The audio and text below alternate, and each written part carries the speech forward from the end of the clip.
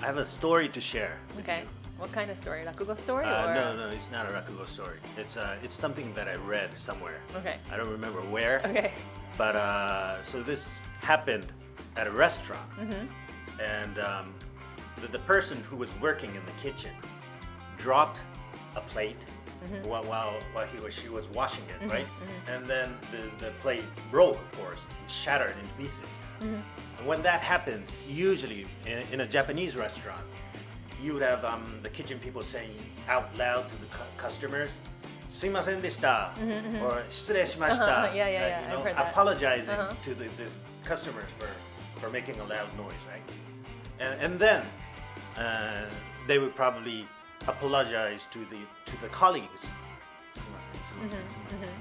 And then maybe the boss would scold that person for being careless, and then they would clean it up by themselves, and people will be silent around them. But in the story that I read, there was a colleague when I think it was when she heard the sound of the plate crashing, she let out a sound like a cat, saying meow. And the idea was to blame it on the cat because it doesn't exist there. But so the person who dropped it is already feeling guilty, and why make the mood bad when that person is feeling already responsible? So make it cheerful a little bit. Okay. and in doing so, she imitated a cat's voice, and pretending it was the cat's fault. And when I read that, I thought it was a nice way to cope with that situation. I think it was not in Japan. Okay. And what it said was that that person who imitated cat was from the Philippines. Okay. So I was thinking whether this is a Filipino thing or whether this is that person's thing. I don't know. But if it was a Filipino thing, I thought it was a cool tradition or cool custom. To blame it on the cat? I mean, if you're a cat, you'd be saying, wait, No way. Yeah, it's not my fault. But otherwise, what can you do with the dish that's already broken? And But if that was me, or like no. So first, if I was reading that article, I would be like, why is there a cat in the kitchen? That would be like against the hygienic rules, and then the restaurant would have to close down, and all these legal things. Okay, I don't think the imitation was that real. Okay. Okay. So it was kind of obvious that she was trying to blame obvious. it. Yeah. Okay. It was obvious that she was imitating. Okay. She wasn't trying to be a cat itself. So just like that kind of feeling. To make it. I think that person who dropped it was helped a lot by that. I wonder if it is like a tradition or if it's like something that people do. That wouldn't happen in Japan though. No. They would be they like you said, they'd be like, "Sumimasen, sorry," right? Right. Yeah. And then as a customer, I mean, you would hear it, and I don't know. It's kind of strange. You almost expect the apology to follow the crashing sound of the plate in Japan. I probably would be like, "Oops, sumimasen." I would probably apologize too. Yeah. I guess I'm Japanese. But the fact that you said "oops" before "sumimasen" is not purely Japanese. True. Yeah. So similar situation could occur, right? And like so one question going back to the story is that is it a Filipino thing? If anyone's listening to this or if anyone's watching this from Philippines, if they could comment to us, that would be helpful. And I thought what was similar was the reaction you get after sneezing. You go action, and then in English-speaking countries, you have bless you. Yeah, I would automatically say You bless automatically you. say Yeah, bless you. Right. Do you say that in Japan?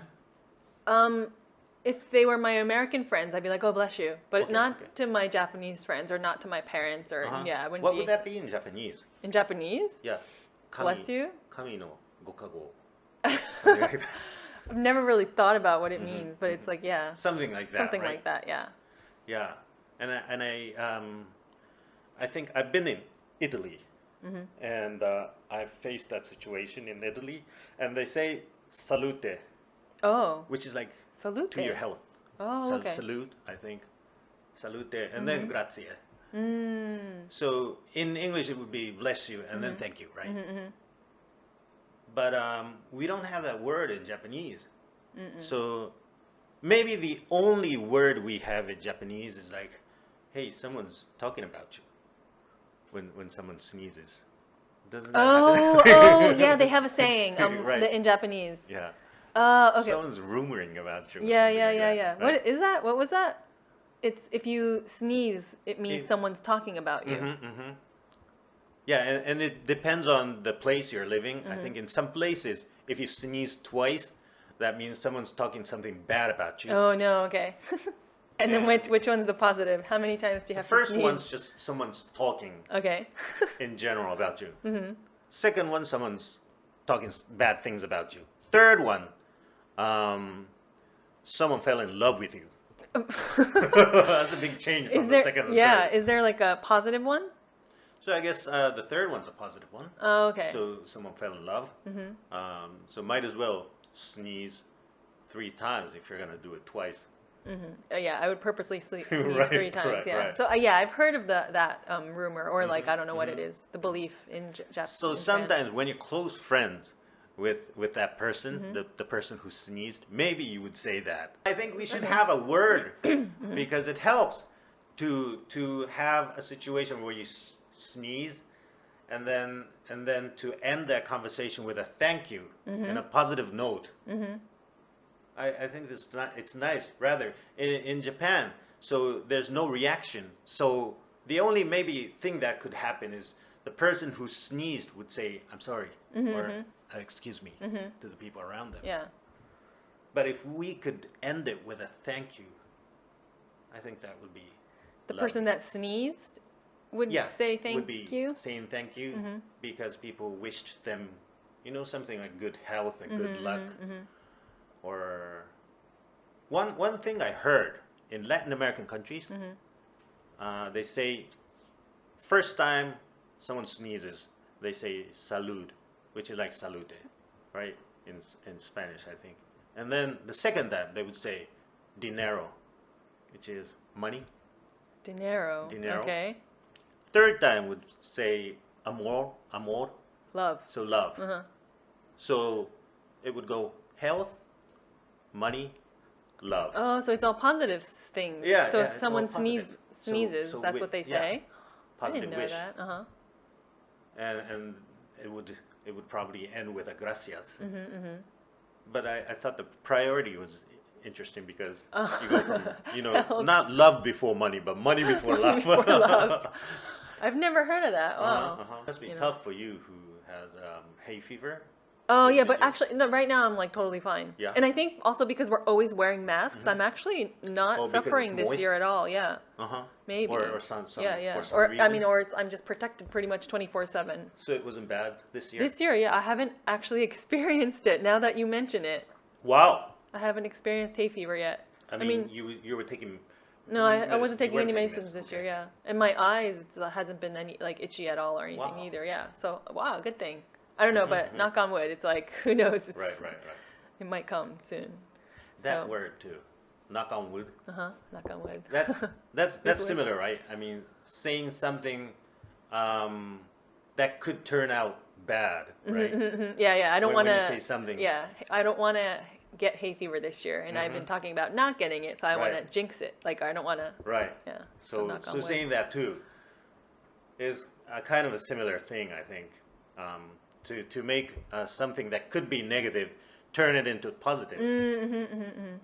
And I think one more situation that this could be useful is when you have situation where babies start to cry inside a train or a bus, public transportation, everyone's inside. And I don't know about other countries, but in Japanese public transportation, it's basically silent, right? No one's really helps, talking, yeah. because I guess we want to keep quiet, not to bother others. And then if a baby starts crying, that's the only noise or that exists there, and the mother's panicking to Try to quiet calm- down. yeah. Calm down the baby, and there's no word to soothe that situation.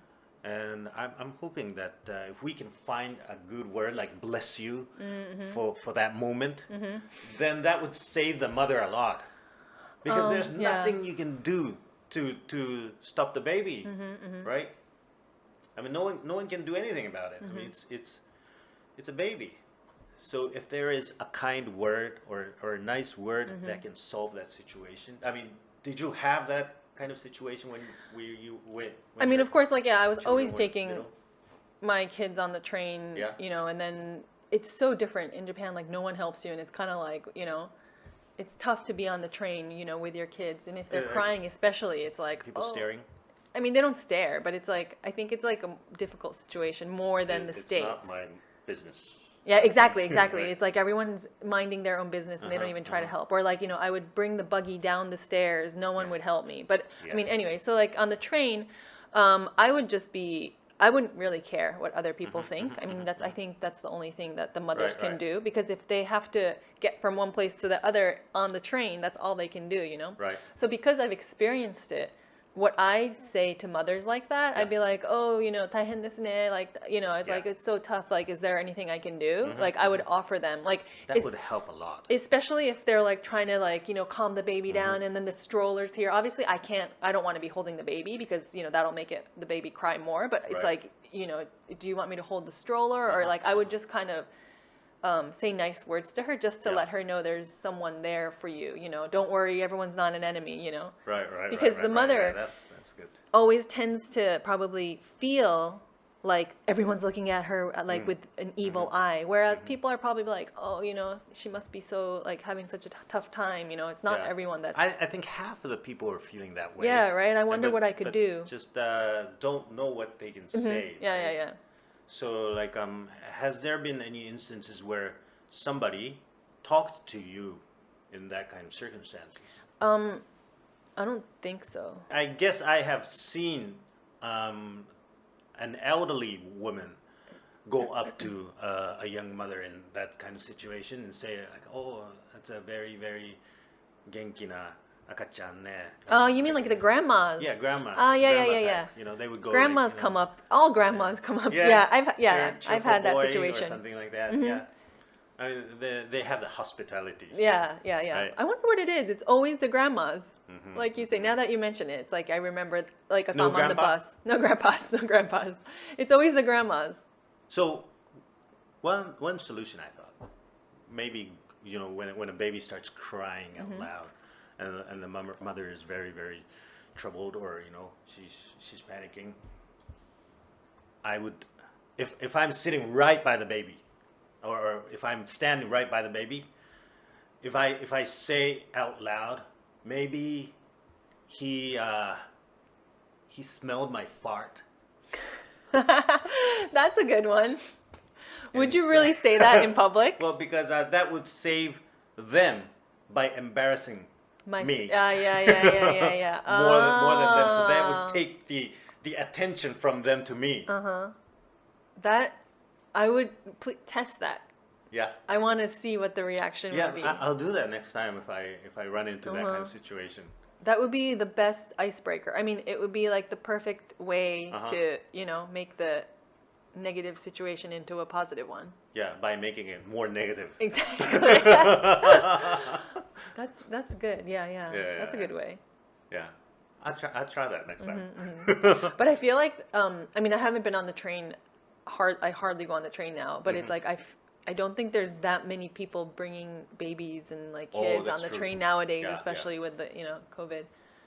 But yeah, so if you do run into a situation like that, please try that. Yeah. Or like go towards the baby and sit close to them just so you can do that. I mean, who cares about me? My reputation, it doesn't matter. Yeah. So to solve that situation.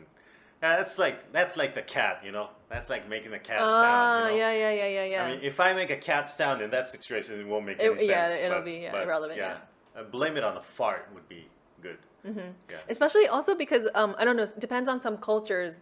Farting might not be that appropriate, but in Japan, it's like, I mean, of course, it's not appropriate, but it's used in so many comedians use that. It's like in animes and just like it's like a fun icebreaker kind That's of true. Fart situation. Is more humorous than dirty or exactly. In Japan, I feel like it's very connected to comedy or joking, Right. So that's like a perfect way for Japan, especially. Yeah, but I wonder how people outside of Japan react to those situations when babies start crying. Maybe their trains are not as silent as the Japanese ones. People are talking out loud. That's definitely one thing.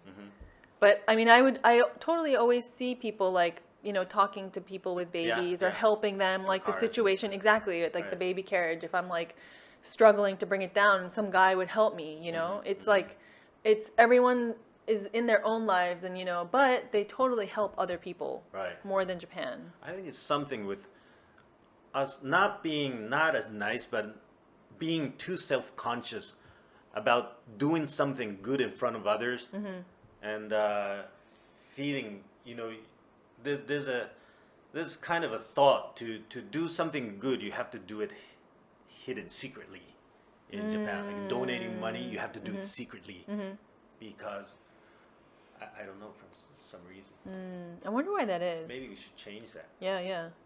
But I think probably the younger generation is becoming more open about their feelings, and they're becoming more helpful too. I see in stations and trains too. I mean, they're helping. Really? The younger generation? That's good. That's good to know. Yeah. So maybe we're changing, and I'll try that sometime. The farting. Can you videotape that situation? Or I want you to videotape that situation just like. Okay. Just for fun. Just for fun. Yeah. And you can air it on here. I'll be doing like this. Yeah. And maybe he smelled my fart. Yeah, exactly. You can be a YouTuber. Okay. Yeah. I'll try to do that. Yes. But I'll introduce a story that is related to this episode. So, how should we end this? Bye. Bye. See you.